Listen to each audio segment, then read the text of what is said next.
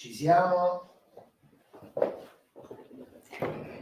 Buonasera o buongiorno a tutti quanti. Siamo al sesto video di questo percorso sull'innovazione per librai. Abbiamo parlato di tante cose, in particolare nello scorso video ci siamo soffermati sulla proposta di valore rispetto a un target identificato. Oggi parleremo della relazione e dei canali di contatto con questo cliente. Io sono Ilaria Milana, sono una libraia, sono una formatrice, imprenditrice e con me c'è Giovanni De Carli. Sono un Innovation Manager accreditato al MIMIT, il Ministero per le Imprese e il Made in Italy, e sono imprenditore per lo più nel settore ICT, ma non è detto che per fare innovazione si debba introdurre per forza digitalizzazione. Assolutamente, comunque non si parte da là. No, assolutamente no. Si parte da che cosa? Si parte dal modello di business? Sì, direi proprio Si sì. parte dal conoscersi, si parte dal conoscere il target. Si parte dalla strategia. Lavorare sul business model canvas significa questo, significa lavorare su una strategia. Allora, oggi parliamo di canali e relazioni. Siamo ancora nella parte destra del business model canvas. È la parte che si chiama del valore, la parte sinistra è la parte dell'efficienza e la parte destra è la parte del valore, quella che si concentra sui clienti. Tant'è che qualche video fa abbiamo cominciato con il parlare proprio di segmentazione. Segmentare vuol dire identificare, tagliare, raggruppare per esigenze omogenee, per caratteristiche omogenee, gruppi di clienti, di potenziali clienti. Si parte da qui perché non ci si può rivolgere a tutti, perché noi formulando la proposta di valore, ma comunque vendendo qualcosa, dobbiamo rivolgersi a qualcuno che conosciamo e quindi non possiamo essere generalisti e tuttologi, dobbiamo sapere a chi ci rivolgiamo. Il primo punto che noi abbiamo visto è stato proprio quello dell'identificazione dei segmenti target a cui vogliamo rivolgersi. E come sempre dobbiamo scrivere, il Business Model Canvas ci aiuta su questo, dobbiamo scrivere i clienti a cui vogliamo rivolgersi. Poi abbiamo parlato di proposta di valore. Sì. La proposta di valore è quella formulata per questo segmento di mercato. Ora, la realtà è che noi possiamo rivolgerci a più segmenti di mercato, quindi non è detto che noi abbiamo solo un tipo di cliente, possiamo servire più tipi di cliente, però deve essere un numero abbastanza contenuto e ragionevole. Perché? Perché noi ogni segmento di clientela, ogni segmento di mercato lo dobbiamo conoscere veramente molto molto bene. Il video scorso ci siamo concentrati sulla proposta di valore e sul processo per arrivare a formulare la corretta proposta di valore in funzione del segmento di mercato che abbiamo identificato. Oggi andremo a capire quali sono i canali di vendita o i canali che ci consentono di portare questa proposta di valore sul segmento di mercato che abbiamo scelto. E poi quali sono le iniziative, gli strumenti, le cose che possiamo fare per accendere e mantenere sempre attiva la relazione con questi clienti o questi potenziali clienti. Allora, ricordiamoci, quindi rivediamo un attimo lo schema del Business Model Canvas che voi sicuramente avrete molto molto chiaro perché ci state lavorando. Sì. Anzi, fateci vedere, avete i compiti? Okay. E vediamo che i canali di contatto e i canali di vendita sono fra la proposta di valore e segmenti di mercato e analogamente la gestione delle relazioni, quindi tutto ciò che serve per accendere e mantenere viva, attiva una gestione con i clienti sta fra la proposta di valore e i segmenti di mercato e non è minimamente un caso che i canali di vendita e la gestione delle relazioni sono in qualche modo adiacenti. Ora, preparando questo video, a me è venuto in mente una cosa e ci tengo a dirla perché a me avrete sempre sentito fare riferimento a canali di vendita, Ilaria invece li parla canali tout court, quindi non specifica. Io nella mia esperienza professionale ho sempre venduto qualcosa e continuo anche a farlo.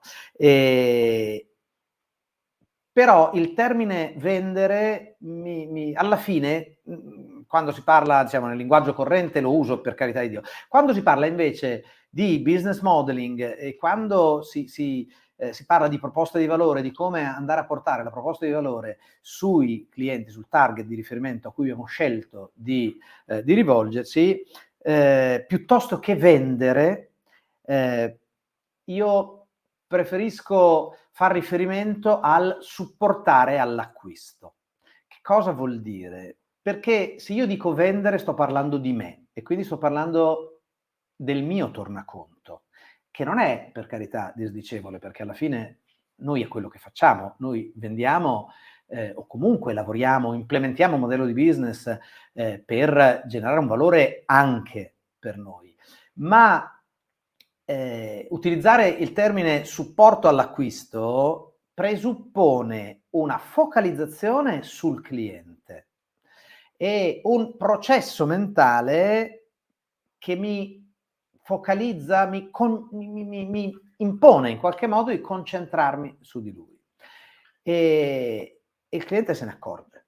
Il cliente si accorge se ha a che fare con qualcuno che sta cercando di vendergli qualcosa o se ho a che fare con qualcuno che mi sta aiutando a trovare ciò che soddisfa i miei bisogni. E se avete seguito i video precedenti fino ad oggi, penso di sì, se no recuperateli, questo è un qualcosa che in una libreria vale all'ennesima potenza. Non so se sei d'accordo su questo. Assolutamente, perché conta sì quello che proponi, la proposta che fai, ma è molto importante anche come la sai proporre. Ma questo lo vedremo bene con il viaggio del cliente, nel quale ci addentreremo più avanti. Ok, andiamo a vedere quali sono i canali. Allora, questo è un riferimento, noi l'abbiamo già detto, noi abbiamo utilizzato per preparare questi video il concept, il formato del Business Model Canvas, creare modelli di business o Business Model Generation. È un libro che raccoglie il metodo, il format, lo strumento del Business Model Canvas, e questo dice in relazione alla quello che viene chiamato il building block, all'area, all'ambito della gestione dei canali di vendita. I canali di vendita sono o diretti e sono quindi la relazione, il passaparola, la vendita diretta, il punto vendita o l'e-commerce, quindi là dove c'è una relazione diretta, quindi c'è un punto di contatto diretto fra chi supporta nell'acquisto e chi acquista. E poi ci sono quelli indiretti, dove invece chi deve vendere qualcosa, chi ha un prodotto, chi ha un servizio, si rivolge a qualcun altro, questo è proprio il canale indiretto, che poi gestirà il supporto all'acquisto nei confronti del target di riferimento. Questi canali indiretti sono franchising, sono agenzie, i VAR sono i value added reseller, quindi i rivenditori a valore aggiunto o i marketplace di terzi, i distributori o gli OEM. Ovviamente chi opera nel settore delle librerie sa benissimo che queste entità ci sono anche nel mondo delle librerie, i distributori ci sono, Sì, e così realtà, come franchising e marketplace. Sì, in quest'ottica però tendenzialmente le librerie sono il canale di vendita degli editori, diciamo. Invece per le librerie forse dovremmo fare dei ragionamenti diversi, perché le librerie non sono produttori, danno servizi, anche quello del commercio è comunque un servizio. Ma ne parliamo, abbiamo poi modo di incarnare. Ecco, questa è un'altra cosa importante però, perché quello che abbiamo appena detto è che quindi il core business di una libreria non è il produrre libri, No, giustamente, purtroppo no. è vendere libri, ma in realtà è fornire servizi intorno al libro.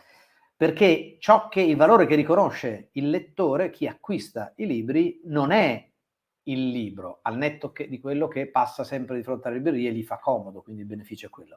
Perché altrimenti, qua lo possiamo dire, questa brutta cosa che c'è, che è un dato di fatto, però è un dato di fatto con cui confrontarsi, perché non possiamo rammaricarci del fatto che Amazon esiste, lamentarci e poi subire il fatto che esiste Amazon o che esistono, io chiamo i supermercati del libro, che sono quelle altre robe dove uno entra, non ha Cioè, entra e compra un libro così come potrebbe comprare una lattina di Red Bull, no? Allora, però sono dati di fatto, il mercato è fatto in questo modo. Questo ci fa capire che l'innovazione che oggi il libraio deve portare non è tanto sul libro in sé, ma è sul servizio o sui benefici che può generare, quindi sulla proposta di valore che può generare intorno al libro.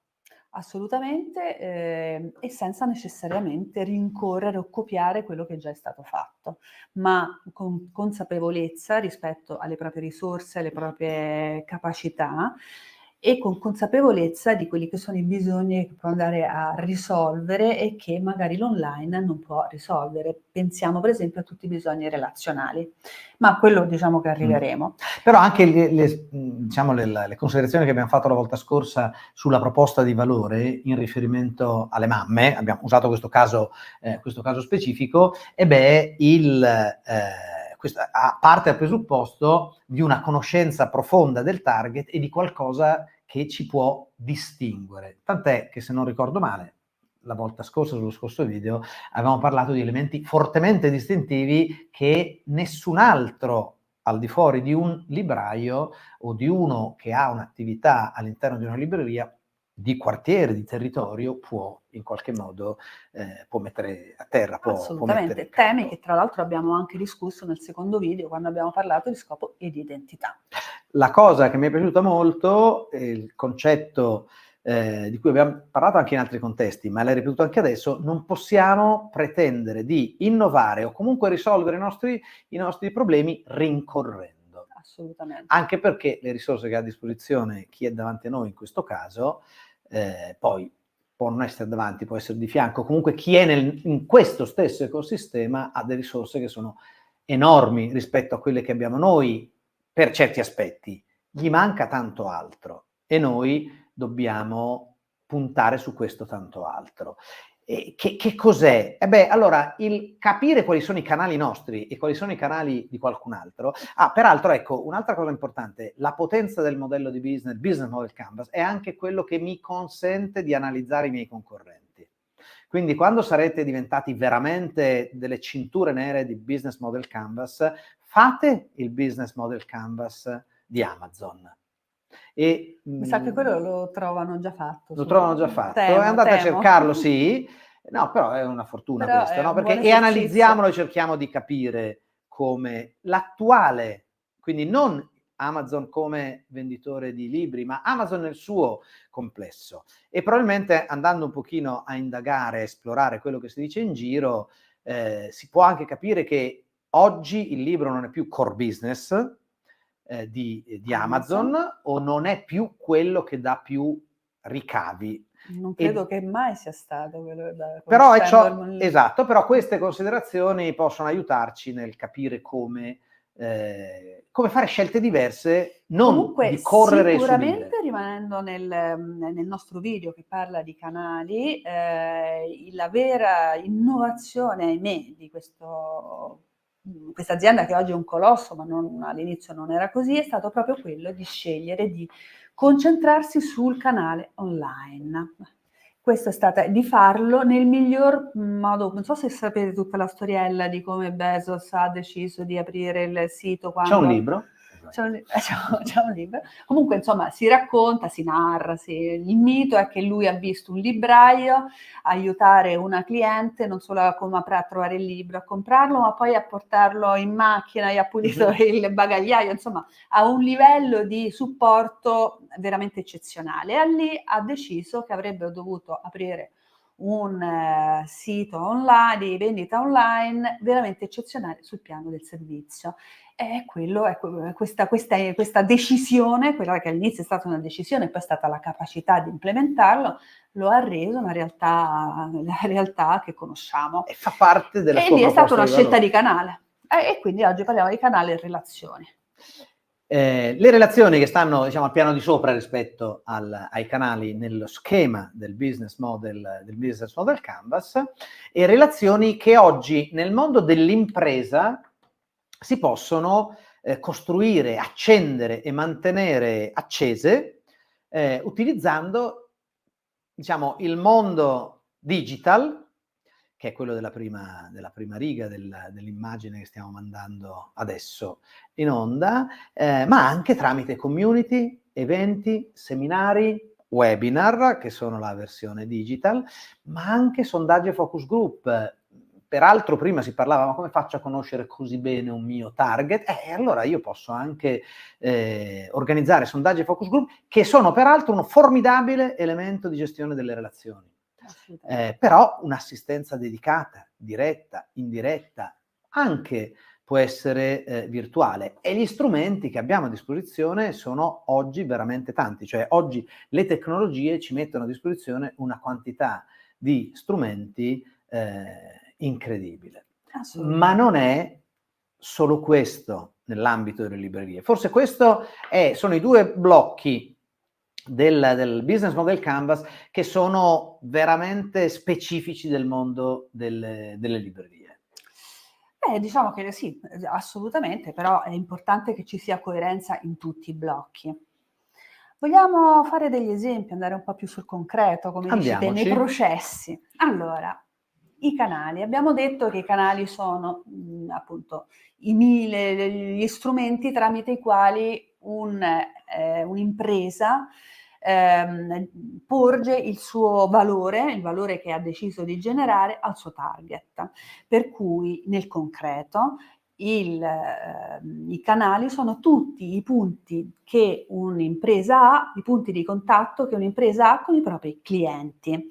Allora, stiamo parlando di una libreria, quindi è difficile che una libreria abbia canali di vendita ulteriori rispetto al suo punto vendita. Potrebbe avere un e-commerce, potrebbe avere, non so, un chiosco, un corner da qualche altra parte, ma non è necessario che abbia queste due cose per poter ragionare in termini di canali anche in una libreria che non ha appunto un e-commerce o un altro punto di vendita. In quanto, quando si parla di canali, si fa riferimento a quello che notoriamente viene chiamato il viaggio del cliente, ovvero tutti i punti di contatto che l'azienda ha con il cliente dal momento in cui il cliente comincia ad avere consapevolezza di un bisogno e comincia ad avere anche conoscenza dell'esistenza di una determinata impresa come potenziale solutore di questo bisogno, fino al momento per poi passare a una fase in cui prende in considerazione, quindi l'azienda l'ha conosciuta, la libreria, comincia a prenderla in considerazione come potenziale solutore dei suoi problemi o dei suoi sogni, poi la sceglie e acquista tramite questa azienda, usufruisce di quello che ha comprato e poi magari addirittura si affiglia in qualche modo, tanto da diventare uno sponsor di questa azienda. Per azienda intendo libreria nello specifico. Allora, questo percorso che facciamo tutti, nel momento in cui poi arriviamo a comprare qualcosa, in ogni ambito, è un percorso che prevede dei punti di contatto e se viene considerato dal libraio che vuole farsi conoscere, vuole farsi, tra virgolette, comprare, perché a volte a comprare viene comprata la libreria prima ancora del libro, proprio perché è espressione di... E il libraio prima ancora della libreria. Il libraio prima ancora della libreria, ok. Ecco, tener conto di questo percorso facilita il processo di avvicinamento dei clienti che abbiamo scelto, per cui del nostro target, fino al momento dell'acquisto, ma anche poi nei momenti successivi, perché la relazione accesa durante l'acquisto può essere mantenuta anche successivamente. Tipicamente le librerie possono generare adesso non c'è un post vendita tipicamente, però dopo un libro se ne può consigliare un altro associato, oppure si possono fare delle comunità di lettori, insomma. Questo è un post vendita. Questo è un post vendita. Sì, esatto, infatti stavo facendo un esempio di post vendita, quindi nel caso della libreria esempio, i nostri librai che stanno là tutti concentrati a ragionare sul target delle mamme, che è quello che abbiamo individuato nel video 4, cominciano a ragionare appunto sul viaggio del cliente.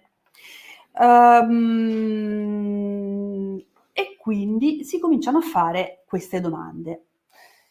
Come fa il mio cliente, cioè le mamme, come fanno a conoscere l'offerta che abbiamo pensato per lei nel video 5, quando abbiamo fatto l'esempio della proposta di valore? Ecco, come facciamo a far sì che le mamme conoscano questa offerta? E qui per esempio qualcuno può dire: guarda, possiamo usare le scuole dove mettere delle locandine parlando con gli insegnanti. Beh, certo, io mi posso occupare dei social, lì sai, le mamme spesso ci sono diversi gruppi dove le mamme si iscrivono perché eccetera eccetera, oppure si possono contattare i rappresentanti di classe o altro. Si comincia quindi, il primo passo è ragionare su come far conoscere la proposta di valore.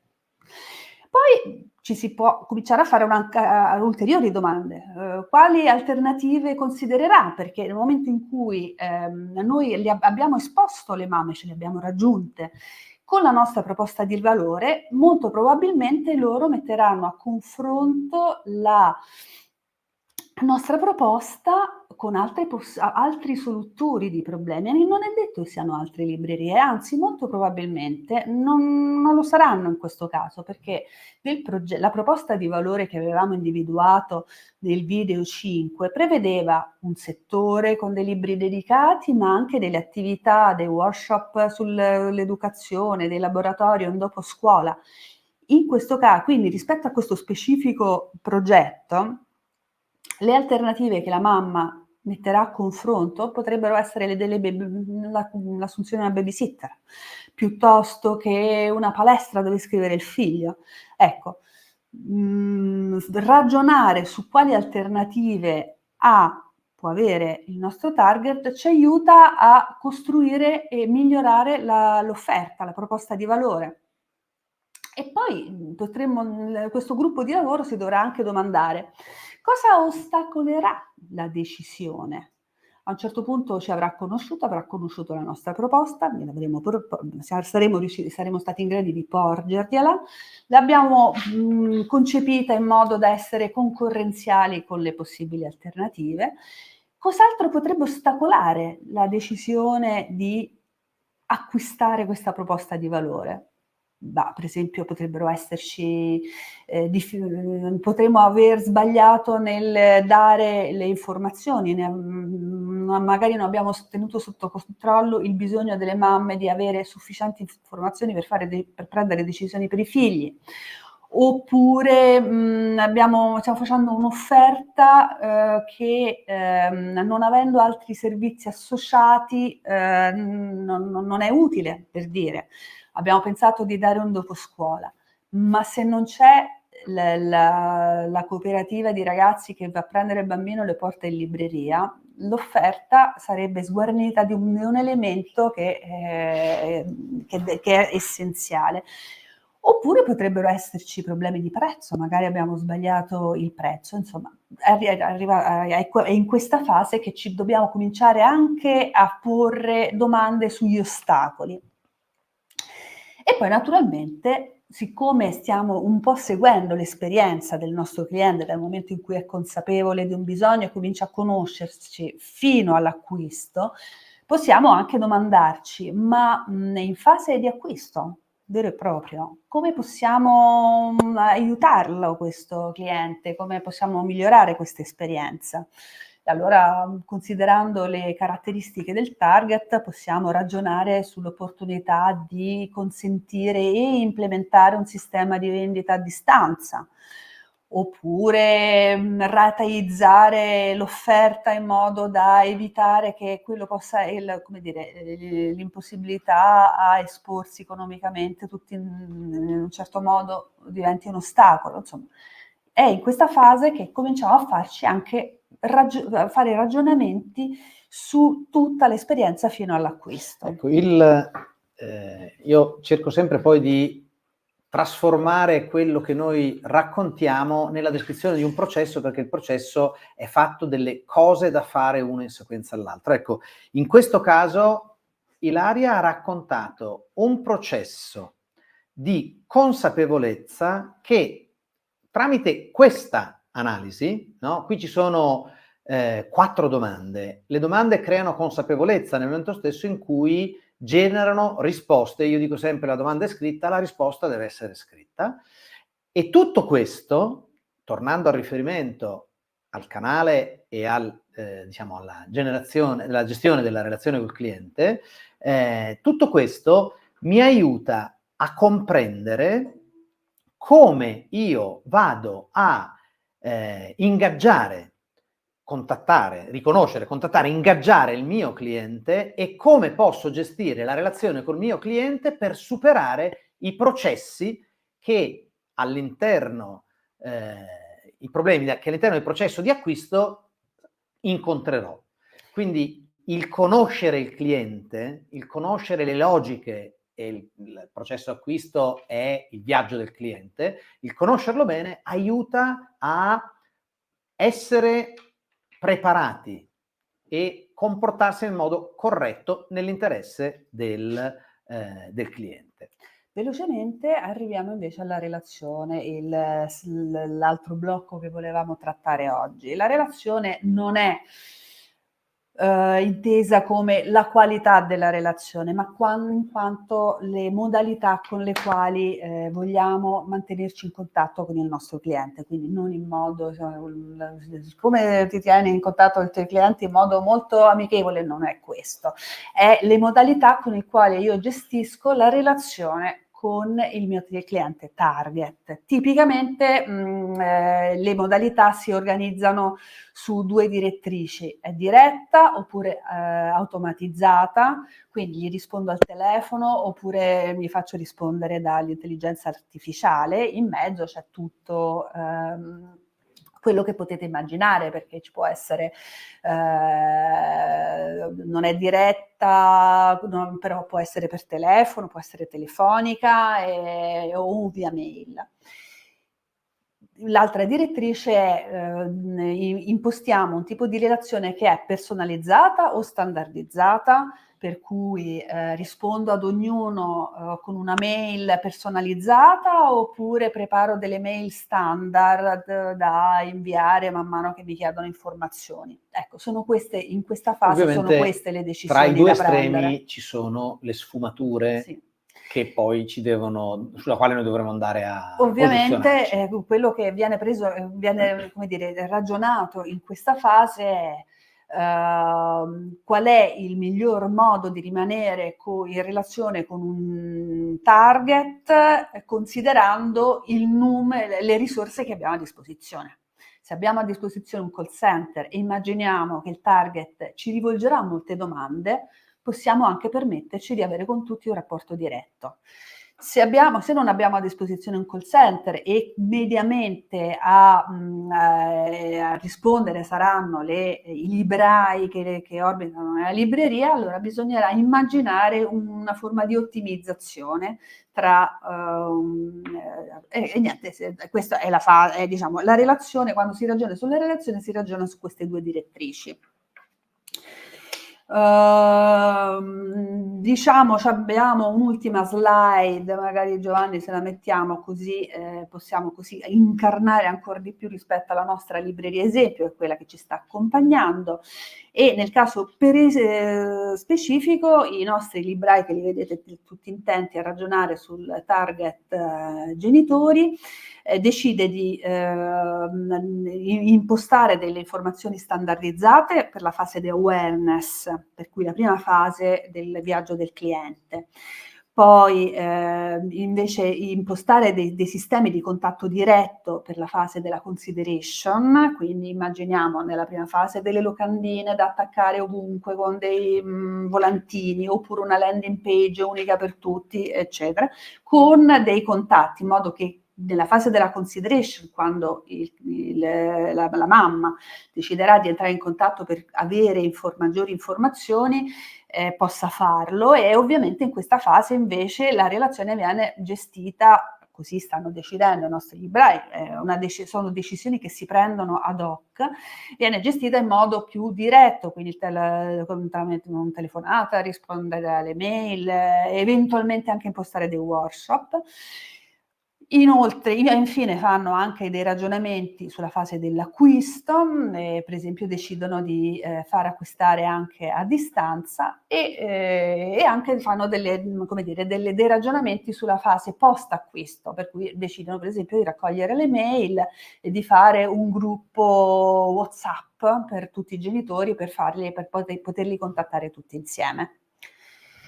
Io direi che 30 minuti sono passati.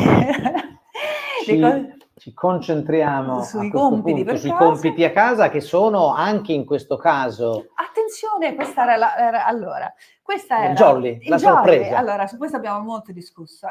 Questa buffa slide viene fuori in questo momento perché volevamo sottolineare il fatto che in un corso sull'innovazione la digitalizzazione, gli strumenti digitali saltano fuori al sesto a metà. Nel senso che la digitalizzazione aiuta enormemente ad abilitare tutta una serie di possibilità, ma deve essere funzionale a una strategia. Quindi prima la strategia e poi gli strumenti, tra cui il digitale. La tecnologia è abilitante, non è la chiave o il driver iniziale. Il compito è sempre il solito, nel senso che bisogna andare ad affinare il business model canvas su cui state lavorando. Quindi lo riprendiamo e andiamo ad analizzare, in funzione di quello che ci siamo raccontati oggi, quali sono le modalità di ingaggio, contatto e ingaggio del cliente, ovviamente funzionale, a vendergli i prodotti, i servizi, quindi a erogare, diciamo così, a trasferire il valore presso il cliente, e quali sono le modalità in cui noi scegliamo di mantenere attiva, gestire e mantenere attiva la relazione che abbiamo con i clienti. Se abbiamo scritto qualcosa, verifichiamo che sia realmente la cosa giusta. Se non ci convince, rilavoriamoci e riformuliamo, rimettiamo a punto o correggiamo quello che abbiamo fatto fino ad oggi. Arrivederci a presto con il prossimo video. E di cosa parliamo? Con il prossimo video parliamo di innovare ciò che facciamo e come lo facciamo. Quindi iniziamo a parlare di cose chiave. Sì, cominciamo a parlare di cose chiave. Vi aspettiamo.